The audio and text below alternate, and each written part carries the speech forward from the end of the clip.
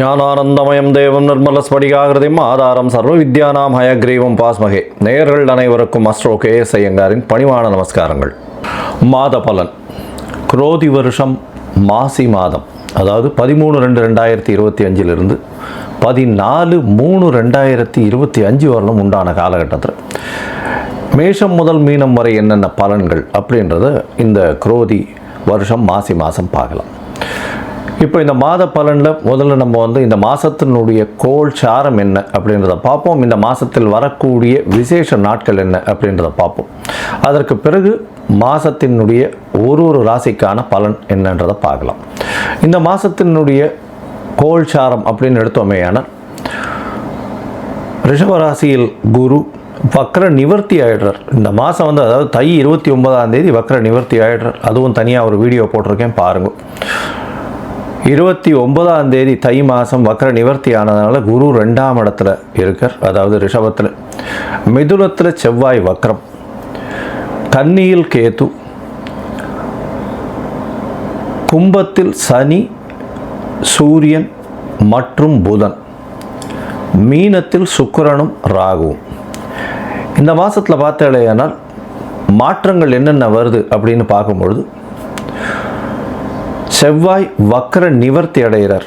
எப்போ அப்படின்னா இந்த மாதம் பிறந்து ஒரு 10 நாள்லேயே, அதாவது 21/2/2025 அன்றைக்கே செவ்வாய் வக்ர நிவர்த்தி. ஆனால் மிதுனத்தில் இருக்கார்.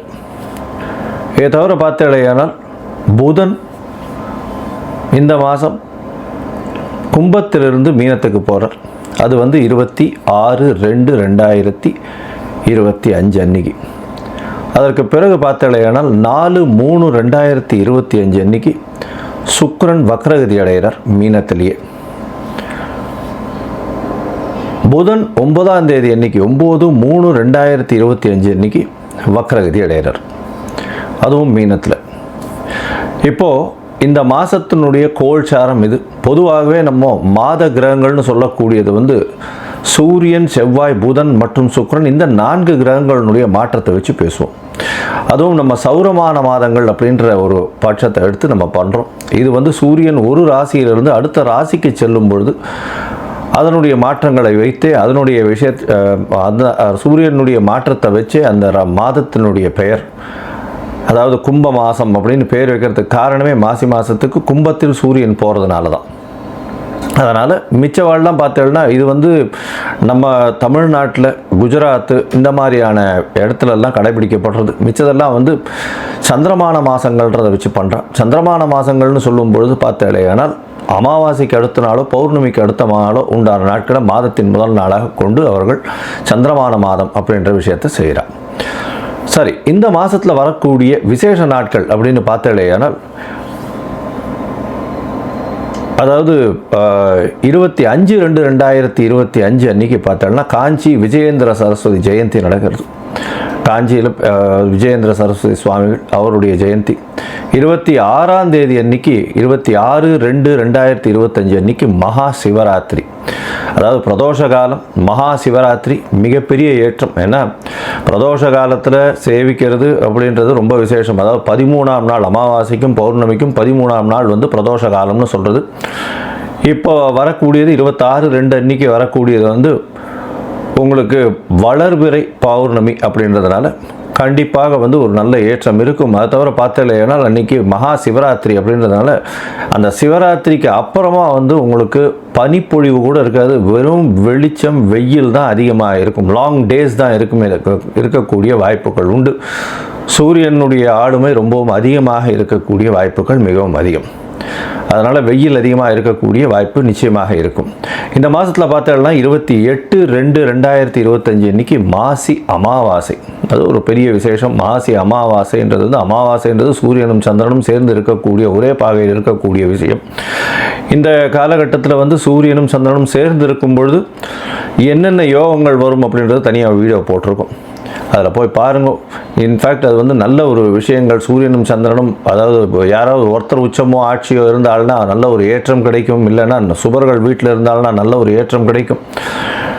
இந்த மாசி அமாவாசை நல்ல ஒரு ஏற்றம் கிடைக்கக்கூடிய நாள். அதற்கு பிறகு பார்த்தோம்னா 12 3/2025 அன்னைக்கு மாசி மகம், அது வந்து பௌர்ணமியை சேர்ந்து வரும். மாசி மகம் ஏன்னா சூரியனுக்கும் சந்திரனுக்கும் கிட்டத்தட்ட 180 டிகிரி, அதாவது சூரியன் கும்பத்திலையும் சந்திரன் வந்து சிம்ம ராசியிலையும் இருக்கக்கூடிய காலகட்டம். பௌர்ணமி வெளிச்சம் வந்து ஒரு பெரிய அட்வான்டேஜ் என்னென்னா, இதில் பிறந்தாள்னா ராஜா போல அவர்களுடைய வாழ்வு அமையும். ராஜாளும் இது அவர்களுக்கு கிட்டும். இதில் என்ன விசேஷம் அப்படின்னா, சூரியனுக்கும் கார்த்தாலேருந்து சாயந்தரம் வரலும் உங்களுக்கு வெளிச்சமாக இருக்கும். சந்திரனும் பௌர்ணமி சந்திரனாக இருக்கிறதுனால இரவு முழுவதும் வெளிச்சமாக இருக்கும். ஸோ ரிலேட்டிவ்லி பார்த்தோம்னா என்டையர் டே அண்ட் நைட் ரெண்டுமே ரொம்ப வெளிச்சத்தில் இருக்கக்கூடிய காலகட்டம். அதனால தான் வெளிச்சம் அதிகமாக இருக்கக்கூடிய காலங்கள், அதுவும் வந்து பௌர்ணமி காலங்கள்னும் பொழுது ரொம்பவும் ஏற்றம் இருக்கக்கூடிய வாய்ப்புகள் உண்டு. இந்த மாசி மகம், அதாவது பௌர்ணமி காலகட்டத்தில் பிறக்கக்கூடிய எல்லா குழந்தைகளுக்கும் பெரிய ஆளுமை இருக்கக்கூடிய வாய்ப்பு உண்டு. இதை பற்றியும் வந்து நிறைய சொல்லியிருக்கோம். இந்த என்னுடைய யூடியூப் சேனலில் நிறைய சொல்லியிருக்கேன். இதற்கு பிறகு பார்த்தேனால் இந்த 14/3/2025 அன்னைக்கு காரடையான் நோன்பு, இது வந்து ரொம்பவும் விசேஷமான காலகட்டம். காரடையான் நோன்பு அப்படின்னு சொல்லக்கூடியது வந்து மாசியும் பங்குனியும் கூடுறது அப்படின்னுவா. அதாவது கார் அப்படின்னா வந்து கருப்பு நிறம், இருண்ட இடம், யமலோகம் இதெல்லாம் குறிக்கக்கூடியது இந்த கார் அப்படின்றது. அடையான் அப்படின்னு, கார் அடையான்றது, அடையான்னு அடைய மாட்டான் அப்படின்னு சொல்லக்கூடியது. அதாவது பெண்கள் வந்து தன்னுடைய கணவருக்குன்னு, அதாவது திருமணமான பெண்கள் தன்னுடைய கணவருக்குன்னு விரதம் இருந்து செய்யக்கூடிய ஒரு பெரிய விஷயம் இது. இந்த காரடையான் நோன்பு நோற்பது பெரிய விஷயம். இதன் மூலியமாக தன்னுடைய கணவருக்கு ஆயுள் விருத்தி ஏற்படக்கூடிய வாய்ப்பும், அவர்களுக்கு வந்து மாங்கல்ய பலம் அதிகரிக்கக்கூடிய வாய்ப்பும் நிச்சயமாக உண்டு. இதனால தான் கார் அடையான் நோன்பு அப்படின்னு பேர். இந்த சாவித்திரியினுடைய கதையை சொல்வா, சத்யவான் சாவித்திரியினுடைய கதையை சொல்வா. அவர் வந்து சத்யவானுடைய உயிரை மீட்டு கொண்டு வந்தவள் அப்படின்றதுனால அந்த காரடையான் நோன்பு மிகவும் விசேஷமாக சொல்லப்படுகிறது. பங்குனி மாதத்தின் முதல் நாள் அன்னைக்கு பண்ணுறது. அதனால் பங்குனி பிறந்த உடனே அதை பண்ணுவாள். நார்மலி பார்த்தாலேனால் அந்த காரடையான் நோன்பு டைம் வந்து சாயந்தரம் 5:30லேருந்து 6:30 வரும். அந்த டைம் வந்து நான் தனியாக போடுறேன் உங்களுக்கு. இதை தவிர பார்த்தோம்னா நார்த் இந்தியாவிலலாம் ஹோலி பண்டிகைன்றது விசேஷமாக கொண்டாடுவோம். ஹோலி பண்டிகைன்றது வந்து ஒரு அதாவது பெண்கள் வந்து தன்னுடைய தமையன் தம்பி, அதாவது பிரதர்ஸ் எல்லாருக்குமே, தம்பி அண்ணன்களுக்கு வந்து கயிறு கட்டி அவர்களிடம் சேவிச்சுட்டு அவர்கள்கிட்ட வந்து பைசா வாங்கிட்டு அவர்கள்ட்ட ஆசீர்வாதம் வாங்கிக்கிறதும், அவர்களுக்காக வந்து ரொம்ப வேண்டிக்கிறதும், அவர்களுடைய உடல்நிலை நல்லபடியாக இருக்கணும்னு வேண்டிக்கிறதும் அவர்களுக்கு பெரிய மகிழ்ச்சியை கொடுக்கும். ஆண்கள் பெண்களை வந்து தன்னுடைய என்ன சொல்வது சகோதரிகளாக பாவிக்கக்கூடிய ஒரு பெரிய ஒரு பண்டிகை இது வந்து ஹோலி பண்டிகையாக கருதப்படுகிறது. இது வந்து நார்த் இந்தியாவில் ரொம்ப ஃபெமிலியர், மிகவும் அந்த கலர்ஃபுல் ஃபெஸ்டிவலாக இருக்கும், ரொம்ப ஏற்றத்தோடு இருக்கக்கூடிய காலகட்டம். சரி, இந்த மாதம் மேஷம் முதல் மீனம் வரை எப்படி இருக்குது மாசி மாதம் அப்படின்றத பார்ப்போம். அதற்கு முன்னாடி என்னுடைய மொபைல் நம்பர் கீழே ஸ்டாலிங்கில் போயிட்டு இருக்கோம். உங்களுக்கு அஸ்ட்ராலஜிக்கல் கன்சல்ட் தேவைப்பட்டதுன்னா நீங்கள் எனக்கு ஃபோன் பண்ணுங்க. உங்களுடைய date, time, place of birth, உங்களுடைய பெயர், தாய் தந்தையர் பெயர் எனக்கு அனுப்புங்க. முதல்ல உங்களுடைய ஜாதகத்தை போட்டுட்டு அதில் வந்து உங்களுடைய நட்சத்திரத்தில் பாத சந்தி இருக்கா, நட்சத்திர சந்தி இருக்கா, அதை தவிர லக்ன சந்தி இருக்கா, லக்ன பாத சந்தி இருக்கா, இதெல்லாம் பார்த்துட்டு, ஏன்னா பொதுவாகவே இந்த சந்தி இருக்கும் பொழுது பார்த்தாலேயானால் அவளுக்கு எந்த ராசின்னே தெரியாது.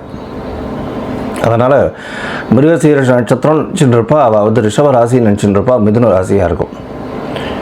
இந்த காலகட்டத்தை பார்த்துட்டு உங்களுக்கு சொல்கிறேன்.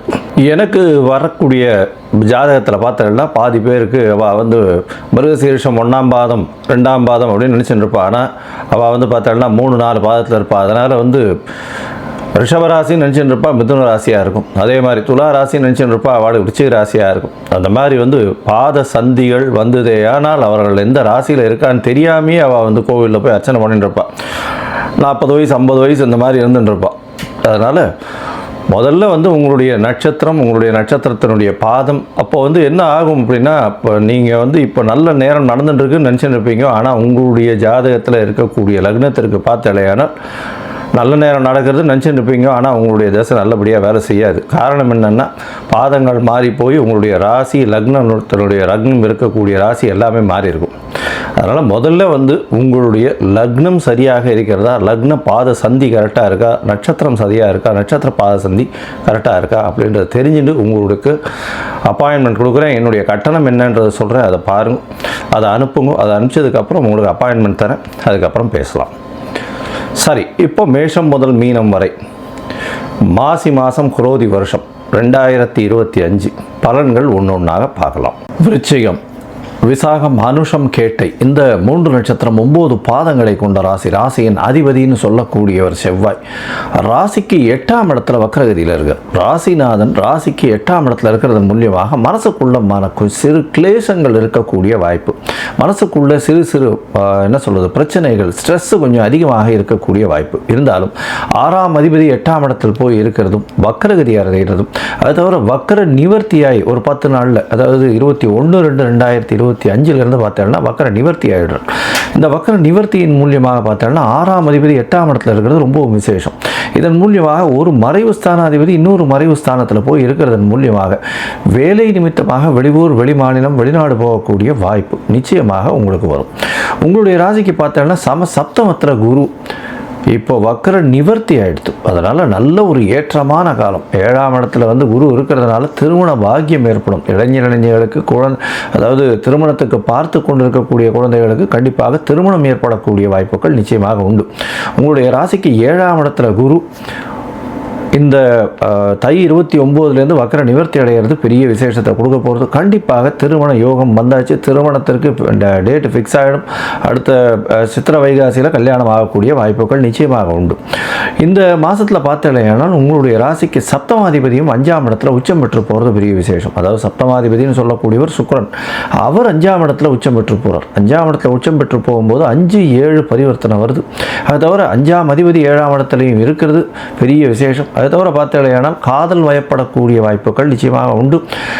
காதல் வயப்பட்டாலும் அதாவது குடும்பத்தினர் சம்மதத்தோடு தான் வந்து திருமணமாகக்கூடிய வாய்ப்புகள் நிச்சயமாக இருக்கும். ஏன்னா 5-7 சம்பந்தம் வருது. அதை தவிர 2 பேருமே சுபர்களாக இருக்கிறதாகவும், இதை தவிர பார்த்தீங்கன்னா 5ஆம் அதிபதி 7ஆம் இடத்துலையும் 7ஆம் அதிபதி 7-11 இருக்கிறதும் ரொம்ப பெரிய ஏற்றத்தை கொடுக்கக்கூடிய காலகட்டமாக அமையப்போகிறது. எதிர்பாலினத்தவர் மூலியமாக நல்ல ஒரு ஏற்றம் இருக்கக்கூடிய காலகட்டம். அதை தவிர வெற்றிகள் எல்லாமே நிச்சயமாக இருக்கும். கூட்டு தொழிலில் பெரிய ஏற்றம் கிடைக்கக்கூடிய காலகட்டம். உடல் நலத்தில் நல்ல ஏற்றம் இருக்கும். பண வரவிற்கு பஞ்சம் இருக்காது. உங்களுடைய ராசிநாதனே 2ஆம் இடத்தை பார்க்குறார். பணம் வரவு நிச்சயமாக இருந்து கொண்டே இருக்கும், கவலைப்பட தேவையில்லை. உங்களுடைய ராசிக்கு பார்த்தீங்கன்னா இந்த மாதம், அதாவது குரோதி வருஷம் மாசி மாதத்தில் அதாவது 10ஆம் அதிபதினு சொல்லக்கூடிய சூரியன் 4ஆம் இடத்துல போய் இருக்கார். அது வந்து சற்று பிரச்சனையை ஏற்படுத்தக்கூடிய வாய்ப்பு உண்டு. உங்களுடைய தொழிலில் சற்று கம்ஃபர்ட் கம்மியாகும். கம்ஃபர்ட்னா சுகங்கள் கம்மியாகக்கூடிய வாய்ப்பு. 4ஆம் இடத்துல இருக்கக்கூடிய சனி அர்த்தாஷ்டம சனியை குறிக்கிறது. உங்களுக்கு புதுசாக வீடு ஏதாவது வாங்கணும்னு போனீங்கன்னா அங்கே வந்து லிட்டிகேஷன்ஸ் பிரச்சனைகள் வரக்கூடிய வாய்ப்புகள் நிச்சயமாக உண்டு. வேலை செய்யும் இடத்தில் தொழில் நிறுவனத்தின் அதிபதியாக இருந்தால் பிரச்சனைகள் நிச்சயமாக இருக்கக்கூடிய வாய்ப்புகள் உண்டு. ஏன்னா 4ஆம் இடத்துல வந்து சனி பகவான் ஆட்சி பெற்று போகிறார். மூல திரிகோண வீடு வேறு. அதனால் கண்டிப்பாக உங்களுடைய சுகங்களை கண்டிப்பாக குறைக்கக்கூடிய வாய்ப்புகள் நிச்சயமாக உண்டு. ராசிக்கு 8ஆம் அதிபதியும் சேர்ந்து 4ஆம் இடத்துல போய் இருக்கிறது அந்த அளவு விசேஷத்தை கொடுக்காது. வெளிநாட்டிலிருந்து பணம் வரக்கூடிய வாய்ப்பு, வெளிநாட்டு முதலீடு வரக்கூடிய வாய்ப்புகள் இந்த மாதத்தில் நிச்சயமாக இருக்குது. ராசிக்கு பார்த்தலையானால் பொதுவாகவே இந்த மாச கிரகங்கள்னு சொல்லக்கூடிய சூரியன், செவ்வாய், புதன் மற்றும் சுக்கிரன் இந்த 4 கிரகங்களுடைய மாற்றங்களை வச்சு தான் வந்து இந்த மாத பலன்களை பேசுவோம். இந்த மாதத்தில் விருச்சிக ராசிக்காரர்களை பொறுத்தவரைக்கும் பார்த்தலையானால் அதாவது புதன் 4ஆம் இடத்திலிருந்து 5ஆம் இடம் போகிறார். அதனால் படிப்புக்காக வந்து வெளியூர், வெளிமாநிலம் போகக்கூடிய பாக்கியம் வரும். 5ஆம் இடத்துல சுக்கிரன் இருக்கிறதுனால கண்டிப்பாக திருமணமாய் ரொம்ப நாள் குழந்தை பிராப்தி இல்லாதவர்களுக்கு குழந்தை பிராப்தி ஏற்படக்கூடிய வாய்ப்புகள் நிச்சயமாக இருக்கும். உங்களுடைய ராசிக்கு முயற்சிகள் எல்லாமே வெற்றி பெறக்கூடிய காலகட்டமாக அமைய போகிறது. இந்த காலகட்டத்தில் பார்த்தலையானால் உங்களுடைய ராசிக்கு 9ஆம் அதிபதி, அதாவது 8ஆம் அதிபதினு சொல்லக்கூடிய புதனும் வந்து 5ஆம் இடத்துல போகிறார். அதனால் வெளிநாடு போய் படிக்கணும்னு பார்த்துட்டு இருக்கக்கூடிய குழந்தைகளுக்கு நல்ல ஒரு ஏற்றம் கிடைக்கக்கூடிய காலகட்டமாக அமையும். உங்களுடைய ராசிக்கு பார்த்தீங்கன்னா தொழில் செய்பவர்களுக்கு சற்று தொழிலில் வந்து நல்ல அபிவிருத்தி இருந்தாலும் பிரச்சனைகள் சற்று வரக்கூடிய வாய்ப்புகள் உண்டு. அதுவும் அரசாங்கம் சம்பந்தமாக பிரச்சனைகள் கொஞ்சம் அதிகமாகவே இருக்கக்கூடிய காலகட்டமாக அமையும். ஏன்னா சூரியனும் சனியும் சேர்ந்து இருக்கக்கூடிய காலகட்டத்தில் நிச்சயமாக அரசாங்கத்தின் மூலியமாக சிறு சிறு பிரச்சனைகள், அதுவும் வந்து இந்த இது மண், ரியல் எஸ்டேட்டு இந்த மாதிரியான வியாபாரம் பண்ணுறவங்க, அதை தவிர வந்து எண்ணெய், அதை தவிர இரும்பு சம்பந்தம், ஸ்டெயின்லெஸ் ஸ்டீல் சம்பந்தம், 2 வீலர் 4 வீலர் இந்த இதுவெல்லாம் பண்ணுறவங்க, வியாபாரம் பண்ணுறவங்க, இவங்களுக்கெல்லாம் நிச்சயமாக சிறு சிறு பிரச்சனைகள் வரும். அதை தவிர வந்து சமையல்கலை வல்லுநர்கள், அதை தவிர மருத்துவர்கள், அதை தவிர இந்த இரத்த சேமிப்பு வங்கி வச்சுருக்கிறவங்க, அவங்களுக்கெல்லாம் பெரிய ஏற்றம். அதை தவிர மருத்துவ உபகரணங்கள் வியாபாரம் பண்ணுறவங்க, இவங்களுக்கெல்லாம் பெரிய ஏற்றங்கள் கிடைக்கக்கூடிய காலகட்டமாக அமைப்போகிறது. இந்த மாதத்தில் உங்களுடைய முயற்சிகள் எல்லாமே வெற்றி பெறும்னு சொன்னோம். இருந்தாலும் சில நாட்கள் உங்களுடைய முயற்சியை தள்ளி வைக்கிறது நல்லது. அந்த சில நாட்கள் என்ன அப்படின்னா சந்திராஷ்டம நாட்கள். இந்த சந்திராஷ்டம நாட்களில் புதிதான எந்த ஒரு முயற்சியும் வேண்டாம், வெளியூர் வெளிமாநில பிரயாணம் வேண்டாம்னு சொல்கிறோம். ஒருவேளை செய்ய வேண்டிய கட்டாயம் இருந்ததே ஆனால் சந்திர பகவானுக்கு உண்டான எளிய பரிகாரத்தை செஞ்சுட்டு பண்ணுறது ரொம்பவும் நல்லது. இந்த மாதத்தில் உங்களுக்கு சந்திராஷ்டம நாட்கள்னு சொல்லணும்னா 7ஆம் தேதியிலிருந்து 7/3/2025 9/3/2025 வரலும் இருக்கக்கூடிய காலகட்டம் சந்திராஷ்டம நாட்கள். இந்த சந்திராஷ்டம நாட்களில் வெளியூர் வெளிமாநில பிரயாணம் வேண்டாம், புதிய முயற்சி வேண்டாம். அதை தவிர வந்து யாருக்கும் ஜாமீன் கையெழுத்து போடாதீங்க, பொறுமையாக இருங்க. இந்த நேரத்தில் வந்து எந்த ஒரு பிரச்சனையிலையும் தலையை விடாதீங்க, மூக்க நுழைக்காதீங்க, உங்களுக்கு அது பிரச்சனையாக கொண்டு போய் முடிக்கும். இந்த மாதத்தில் பார்த்தீங்கன்னா உங்களுடைய ராசிக்கு, அதாவது அம்மான்னு சொல்லக்கூடிய, அதாவது தாயின் சகோதரர்களோட சிறு சிறு பிரச்சனைகள் வரக்கூடிய வாய்ப்பு உண்டு. தந்தை மூலியமாக பிரச்சனைகள் வரக்கூடிய வாய்ப்பு உண்டு. இந்த காலகட்டத்தில் கொஞ்சம் பொறுமையாக இருக்கிறது ரொம்பவும் நல்லது.